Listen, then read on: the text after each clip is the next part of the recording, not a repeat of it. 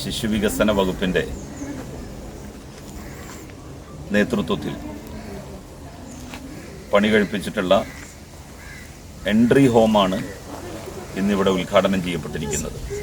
വനിതാ ശിശുവികസന വകുപ്പ് നിർഭയ സെല്ലിന്റെ കീഴിൽ പ്രവർത്തിക്കുന്ന തവനൂർ ഗേൾസ് എൻട്രി ഹോമിന്റെ പുതിയ കെട്ടിടം MLA KT ജലീൽ ഉദ്ഘാടനം ചെയ്തു. 18 വയസ്സിൽ താഴെ നമ്മളുടെ ജില്ലയിൽ പല പല കാരണങ്ങളാൽ മറ്റു പല പ്രയാസങ്ങൾ സഹിക്കുന്ന കുട്ടികളാണ് ഇവിടെ പാർപ്പിക്കപ്പെടുന്നത്. അവർക്ക് മികച്ച സൗകര്യങ്ങൾ നൽകണമെന്നുള്ളതിൻ്റെ അടിസ്ഥാനത്തിലാണ് സർക്കാർ ഇങ്ങനെ ഒരു ഭവൻ ഇവിടെ പണി കഴിപ്പിച്ചത്.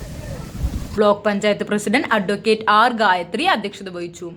ഗ്രാമപഞ്ചായത്ത് മെമ്പർ TV ശിവദാസ്, ജില്ലാ ശിശു സംരക്ഷണ officer Shajida Attusseri, child welfare chairman A Mammu master, member advocate Satheesh, protection officer AK Muhammad Salih, home manager V Sruthi എന്നിവർ സംസാരിച്ചു. 1,19 ലക്ഷം രൂപ ചെലവഴിച്ച് നിർമ്മിച്ച കെട്ടിടത്തിൽ നിലവിൽ 20 പെൺകുട്ടികൾ താമസിക്കുന്നുണ്ട്.